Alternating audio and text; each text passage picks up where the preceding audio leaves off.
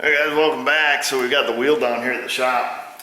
I got this little piece here, so just a piece of 1/4x2 flat stock, and just stuck it in the press brake to get it a little bit of a curve on it. So it'll fit here on the wheel, and that'll serve its purpose as a stop, on that inner hub. I'm not gonna try to match the factory one, I mean, it's not like a restoration or show thing. So we're gonna do what works. And when I talked to my brother, a lot of aftermarket wheels he gets, that's all they have on it. It's just a piece of flat stock welded. So we're gonna do that, get it stuck on there the best we can. Just using my little 110 welder, probably a little bit small for the 1/4 inch stuff, but I didn't feel like switching the tank over to the big welder. And if we mess it up, we got paint and we got a grinder. So whatever.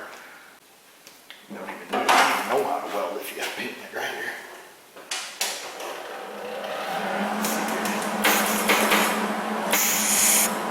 Yes. Alright, let's see if we can't just tack it on here. Already cleaned off the layers of paint off the wheel.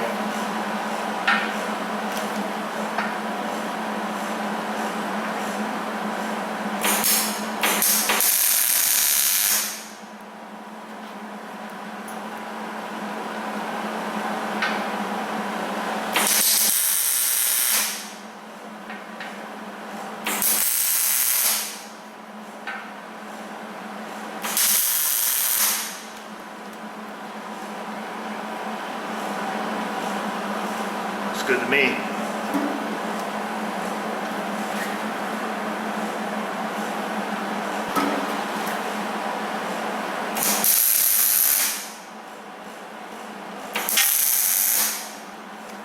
Just to be safe, because we're going to weld this side first. When that weld cools, it's going to want to pull. So hopefully it stays put.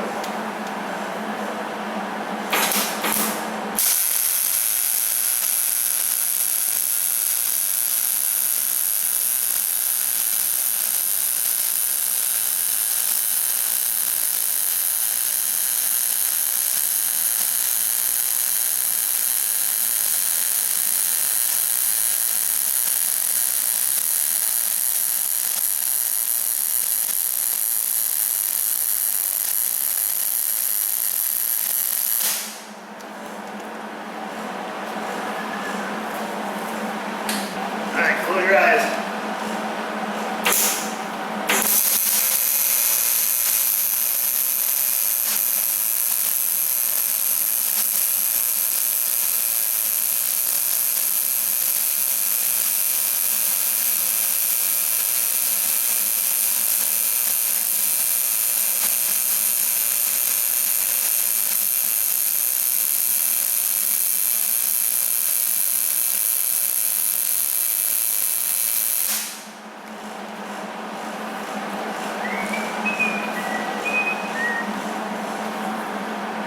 Let's see. I gotta grab a tape measure. Got a 4.5 inch hole to stick it in. So I guess we can weld the ends of it, and it won't interfere when it goes on the hub there.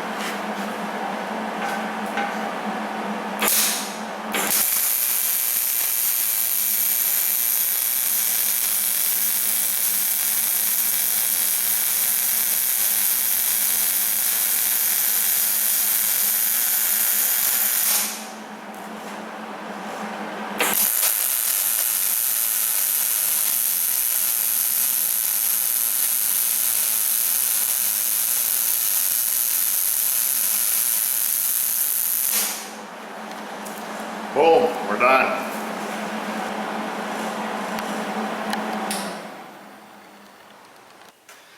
So now while it's smoking hot, we'll try to paint it. That's what we always do. So I thought about getting some more paint and going around the whole thing, but this will probably work fine. Just scuff it up a little bit here in this area. Not much of a painter. Actually, a lot of these old tractors you can get already painted up. Somebody already invested all the hard work and time, and really the tractor's not much more valuable than it was when it started. At least with these older Farmalls, they're not that valuable of a tractor. A lot of them out there. So let somebody else do all the painting and stuff.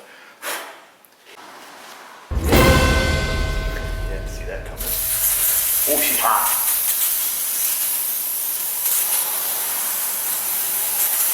Try to cool it down with some brake clean. I think this is how they do it in the body shops.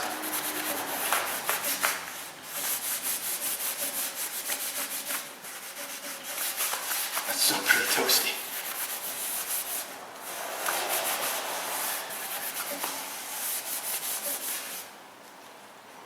Better do that again.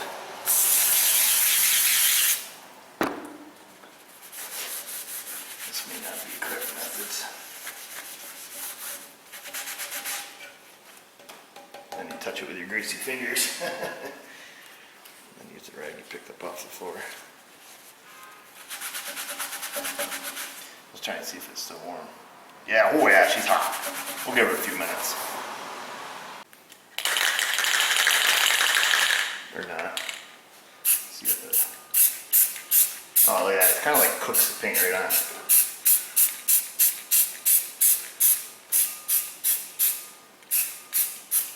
Smells so good. Possibly better than brake cleaner.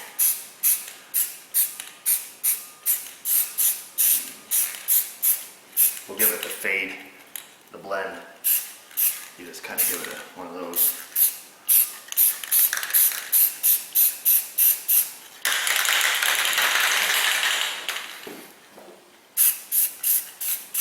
Running out here, folks.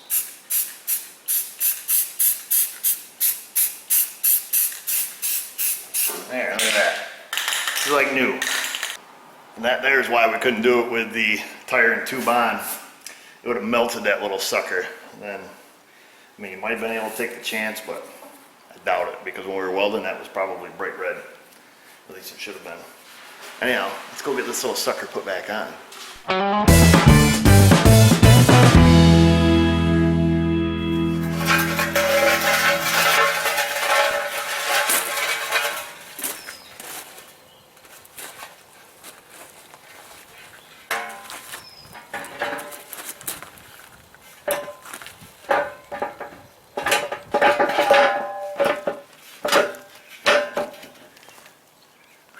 That was close.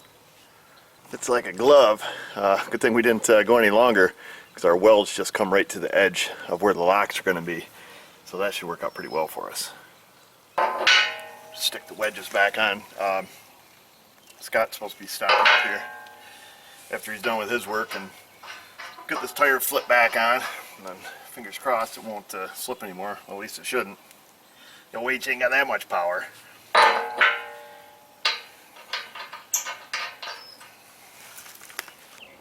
From the looks of that sky though, I hope he hurries up. Looking like we could get a little bit wet.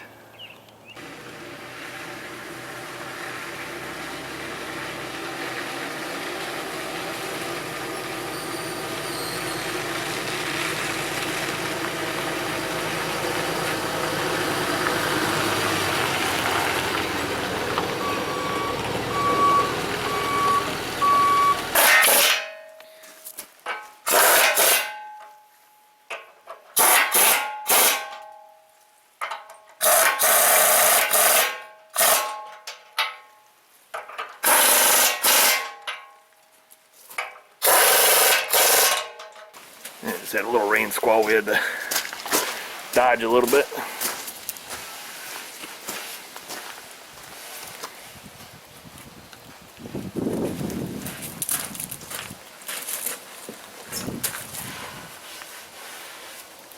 Don't stop there, you can do the whole thing. A little bit of blue sky breaking through.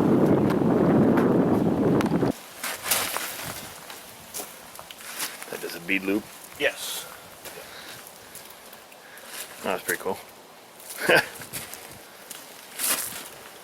It's a soy base grease. Oh, I didn't know you were so green, man. No, that's what they've been using for years. Oh. I've been using it over 20 years. Oh.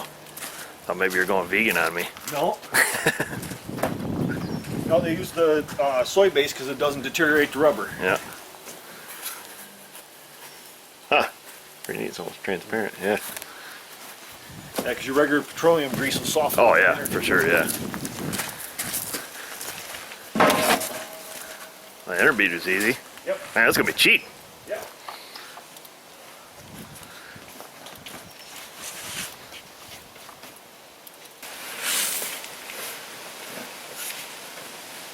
Now, do you always have the stem at the bottom when you're doing tires? Yes, I do. Yeah.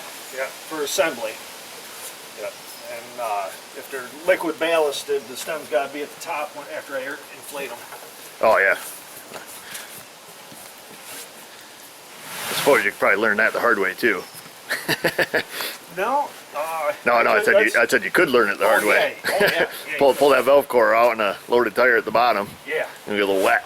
Yep. Same thing for checking the air in the tires too. Don't you usually put the valve stem at the top, give it a little toot of air, and then check it? Yep. And if they're ballasted, I put a jack under the tractor before I even check them, because you never know if that stem is going to stick open. Oh, gotcha. And if you got a jack under there, it'll save you a lot of headaches. Now that must be experience based. Oh yeah, it is. Yep. Go to check the air, and now you're scrambling. Yep. Oh, I guess I wouldn't have thought of that. But what's the calcium get after the valve cores a little bit? Make Oh them. yeah. Yeah, it'll rot the bottoms off the cores, and when you push that pin in to check them, Whole thing blows out. Oh, okay. or yes, it will blow out. Yeah.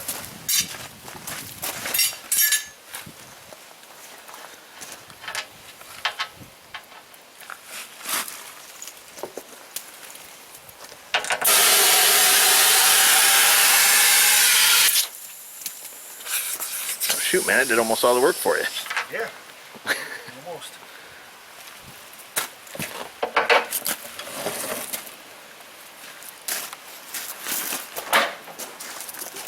Looks like we're about to get wet again.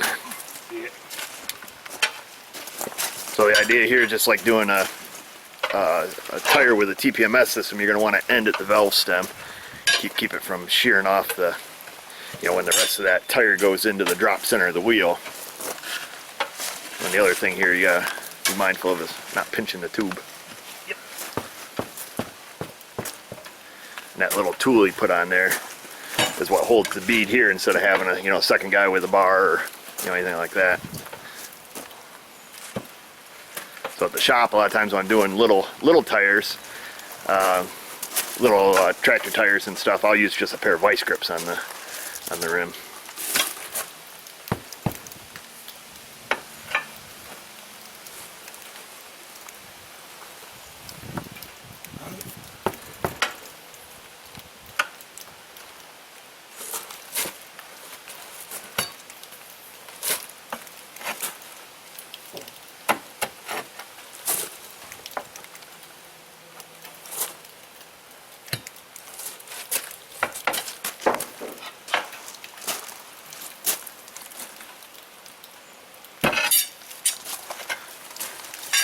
And that's that.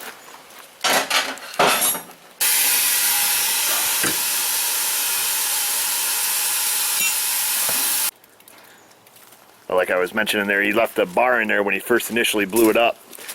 So that will let out the air in between the tire and the tube. Because what can happen, even though this isn't a tubeless tire, if this were to, seal all the way around that bead and there was air space between the tube and the tire, and then eventually it leaks out around the stem, it could give you kind of a false positive on a leak. So, sweet. There we go, that was the money shot. I drop test all my work. Yeah, make sure the wheel didn't fall off. Yep.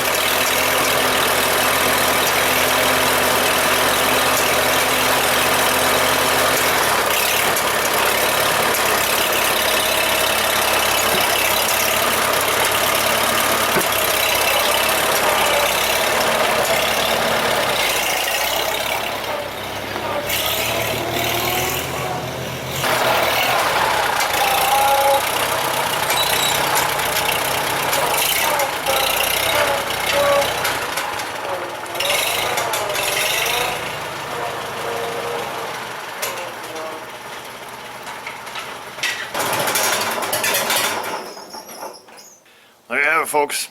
Putting tire back on. Like I say, just like taking it off, only backwards.